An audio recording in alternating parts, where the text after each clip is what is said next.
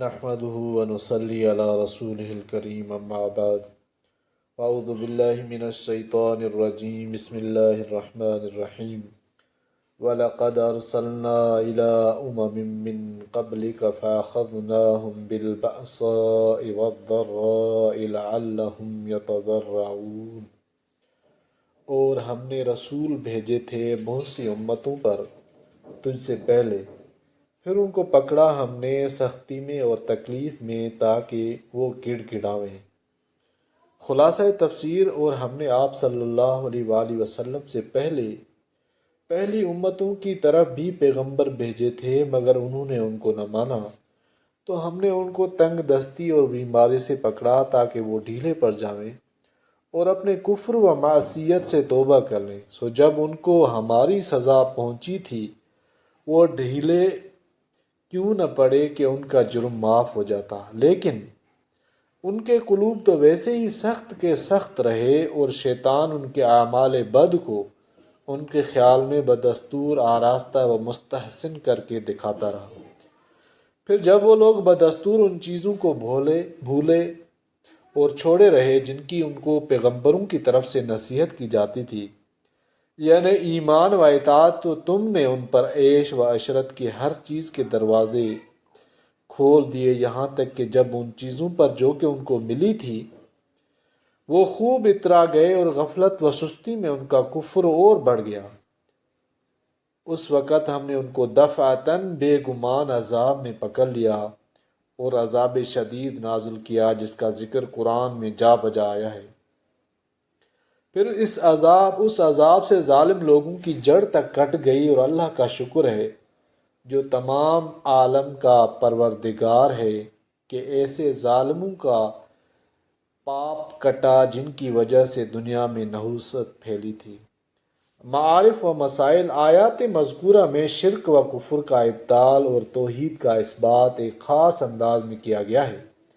کہ پہلے مشرکین مکہ سے سوال کیا گیا کہ اگر تم پر آج کوئی مصیبت آ پڑے، مثلا خدا تعالیٰ کا عذاب اسی دنیا میں تم پر آ جائے، یا موت یا قیامت کا ہولناک ہنگامہ برپا ہو جائے،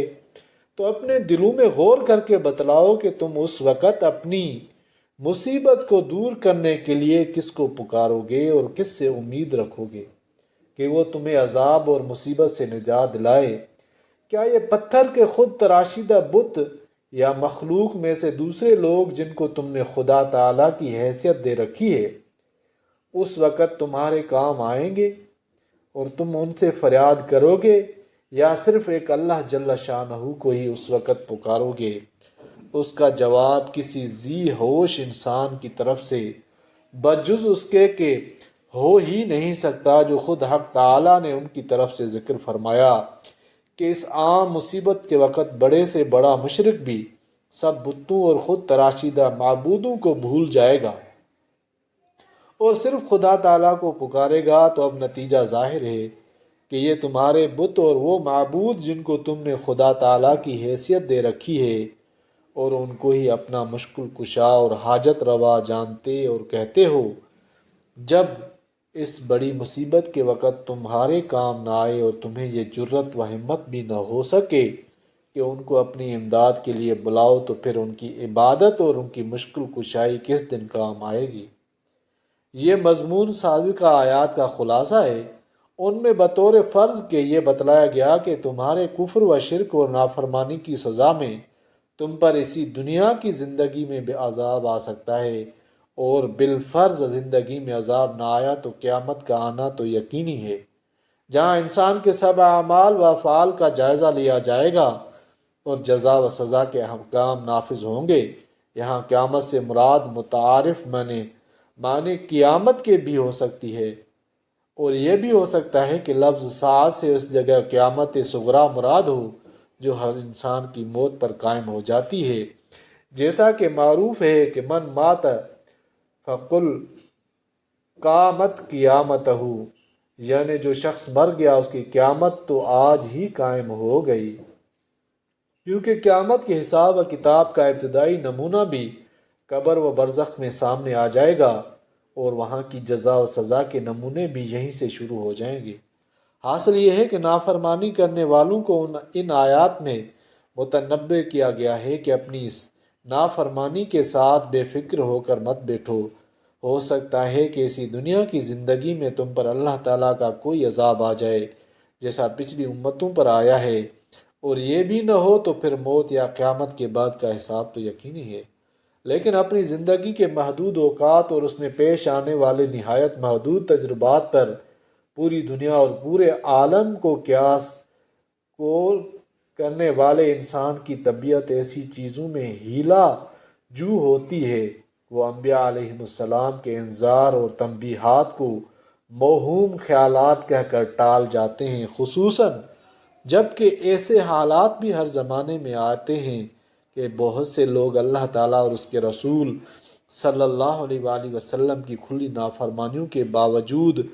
پھول پھل رہے ہیں۔ دنیا میں مال و دولت، عزت و شوکت سب کچھ ان کو حاصل ہے۔ ایک طرف یہ مشاہدہ اور دوسری طرف اللہ کے پیغمبر کی یہ تخویف کہ نافرمانی کرنے والوں پر عذاب آیا کرتے ہیں۔ جب ان دونوں کو ملا کر دیکھتے ہیں تو ان کی ہیلا جو طبیعت اور شیطان ان کو یہی سکھاتا ہے کہ پیغمبر کا قول ایک فریب یا موہوم خیال ہے۔ اس کے جواب کے لیے مذکورہ صدر آیات میں حق تعالیٰ نے پچھلی امتوں کے واقعات اور ان پر جاری ہونے والے قانون قدرت بیان فرمایا ہے۔ ارشاد فرمایا وَلَقَدْ أَرْسَلْنَا إِلَىٰ أُمَمٍ مِّن قَبْلِكَ، یعنی ہم نے آپ صلی اللہ علیہ وسلم سے پہلے بھی اپنے رسول دوسری امتوں کی طرف بھیجے، اور دو طرح سے ان کا امتحان لیا گیا۔ اول کچھ سختی اور تکلیف ان پر ڈال کر یہ دکھایا گیا کہ تکلیف اور مصیبت سے گھبرا کر بھی یہ اللہ تعالیٰ کی طرف متوجہ ہوتے ہیں یا نہیں۔ جب وہ اس میں فیل ہوئے اور بجائے اللہ تعالیٰ کی طرف رجوع ہونے سے اور سرکشی سے باز آنے کے وہ زیادہ اس میں منہمک ہو گئے، تو اب ان کا دوسری قسم کا امتحان لیا گیا کہ ان پر دنیوی عیش و راحت کے دروازے کھول دیے گئے، اور حیات دنیا سے متعلق ان کو سب کچھ دے دیا گیا کہ شاید یہ لوگ نعمتوں کو دیکھ کر اپنے منعم اور محسن کو پہچانیں اور اس طرح ان کو خدا یاد آ جائے، لیکن وہ اس امتحان میں بھی ناکام ثابت ہوئے۔ اپنے محسن و منعم کو پہچاننے اور اس کا شکر ادا کرنے کے بجائے وہ عیش و عشرت کی بھول بھلیاں میں ایسے کھو گئے کہ اللہ اور رسول صلی اللہ علیہ وسلم کے پیغامات و تعلیمات کو یکسر بھلا بیٹھے اور چند روزہ عیش میں بدمست ہو گئے۔ تو دونوں طرح کے امتحان و آزمائش میں ناکام رہنے کے بعد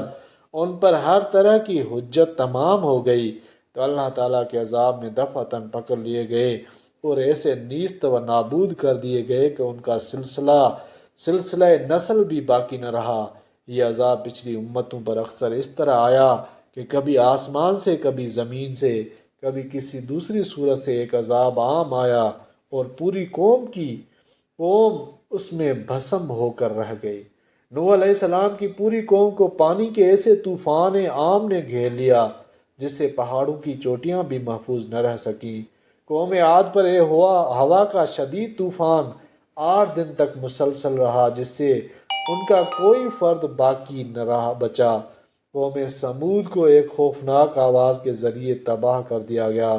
قوم لوط علیہ السلام کی پوری بستی کو الٹ دیا گیا جو آج تک اردن کے علاقے میں ایک عجیب قسم کے پانی کی صورت میں موجود ہے جس میں کوئی جانور، مینڈک، مچھلی وغیرہ زندہ نہیں رہ سکتی، اسی لیے اس کو بحر میت کے نام سے بھی موسوم کیا جاتا ہے اور بحر لوط کے نام سے بھی۔ غرض پچھلی امتوں کی نافرمانیوں کی سزا اکثر تو ان مختلف قسم کے عذاب کی شکل میں آئی جس میں بیک وقت پوری قوم تباہ و برباد ہو گئی، اور کبھی ایسا بھی ہوا کہ وہ بظاہر طبعی موت مر گئے اور آگے کوئی ان کا نام لینے والا بھی باقی نہ رہا۔